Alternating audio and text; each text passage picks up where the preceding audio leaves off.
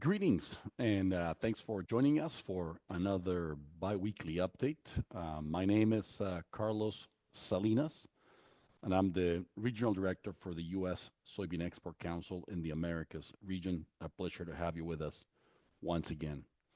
This presentation is designed for USEC's key customers around the world and for USEC's internal purposes.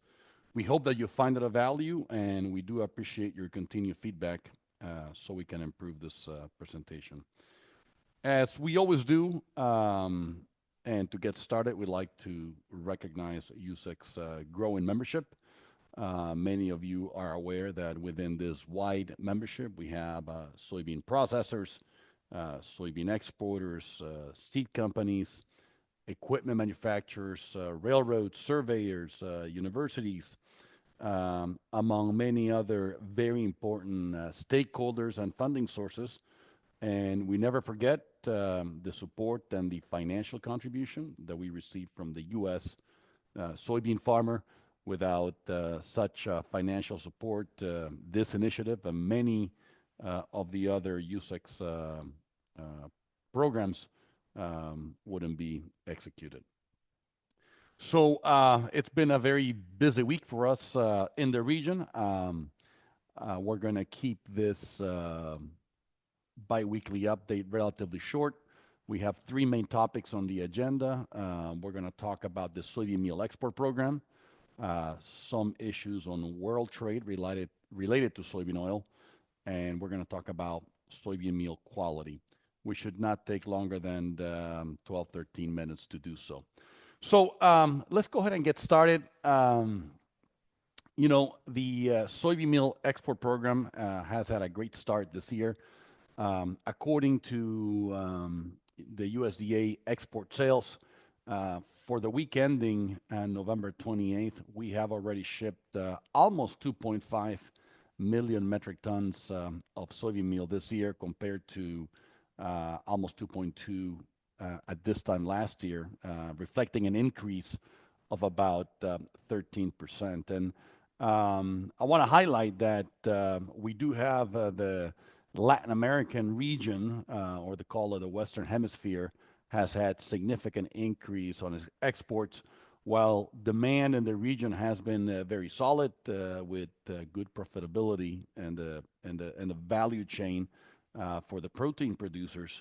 We have to keep in mind that at this time last year, the region was also negatively impacted with the difficult situations on the Panama Canal, which forced many of our customers on the Pacific side to seek soybean meal from other origins. So this could be part of that compensation. When we take a look at outstanding sales or commitments on the books that are to be shipped, we also see a significant increase. We got close to 4.8 million metric tons of soybean meal sold compared to almost 4.1 million metric tons during the same time last year.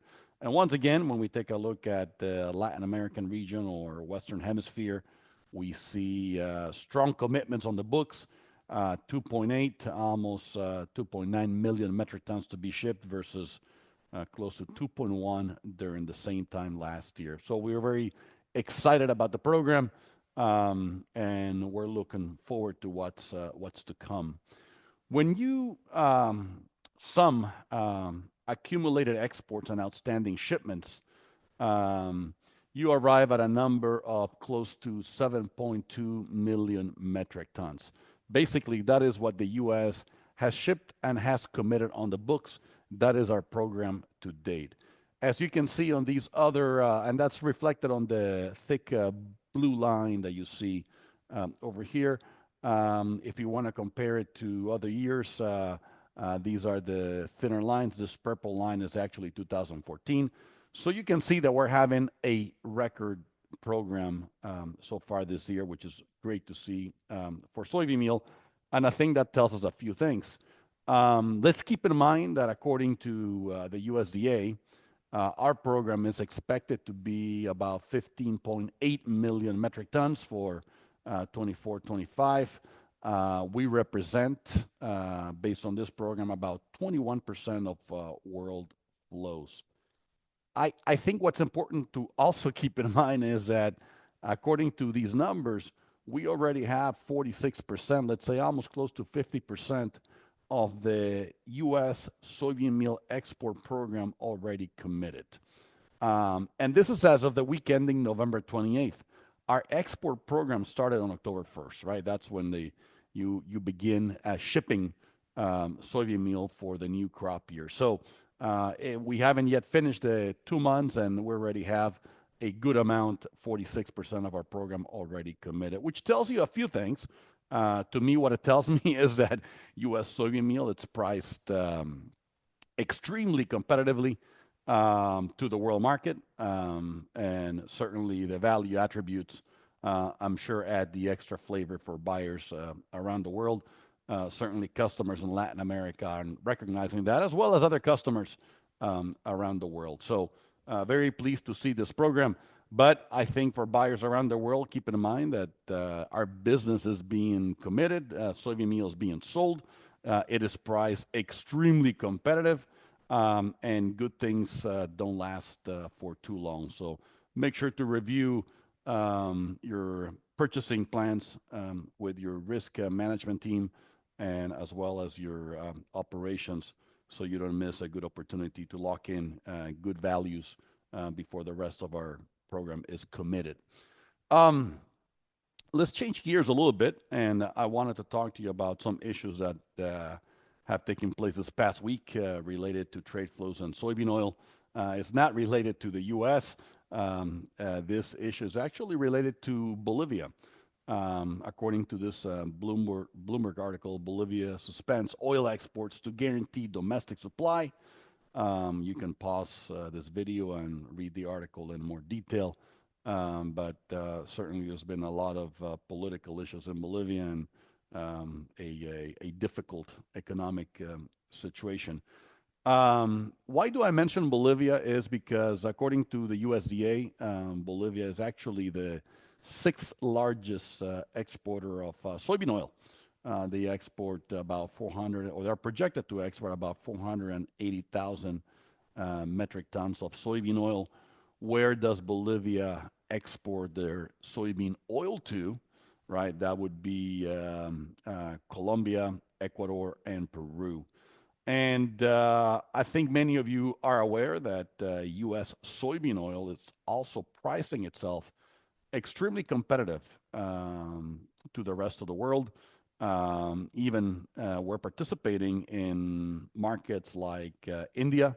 We're participating in Korea, and there were some news flashes or export reports to China. We'll see if those materialize.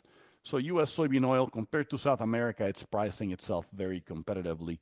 So as Bolivia suspends exports of vegetable oil effective this coming week, you would wonder what Colombia, Ecuador, and Peru will do with South American oil being very pricey.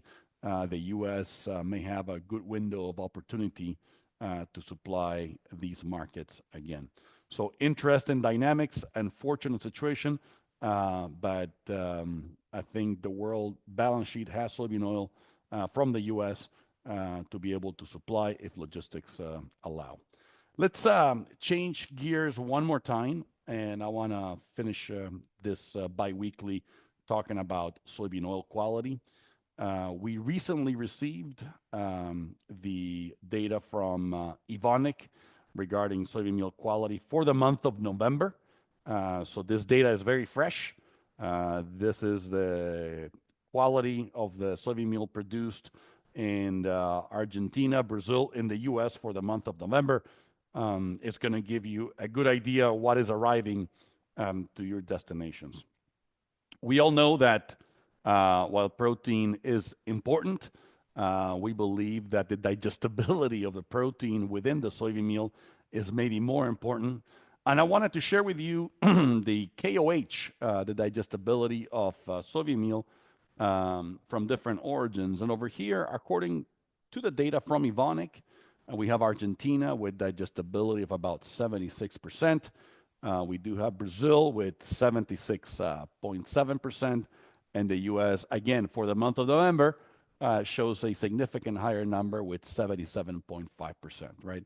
So as you take a look at the protein and you say, wow, this origin has higher protein versus the US, always try to keep in mind how much of that digestibility, how much of that protein is actually accessible to the animal. And our experts do recommend that we don't just take a look at digestibility alone to arrive at that conclusion.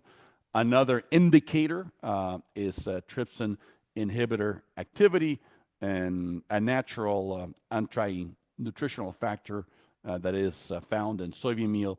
And when you take a look at the trypsin inhibitor activity, again, the U.S. Exceeds other origins. We have Argentina with a number of 3.12, Brazil 2.7, and U.S. with a number of 2.2. Again, information reported by Evonik for the month of November, which is very consistent, obviously, with the higher digestibility or KOH that we have with soybean meal. I hope this short bi-weekly was valuable. Thanks for taking the time, and please continue to send us your feedback so we can improve this presentation. I apologize I wasn't able to expand on many other very interesting topics, but it's been a busy week, and it's going to be a very busy end of the year. Hopefully, I can send you an update before the year end, and I look forward to your feedback. Take care.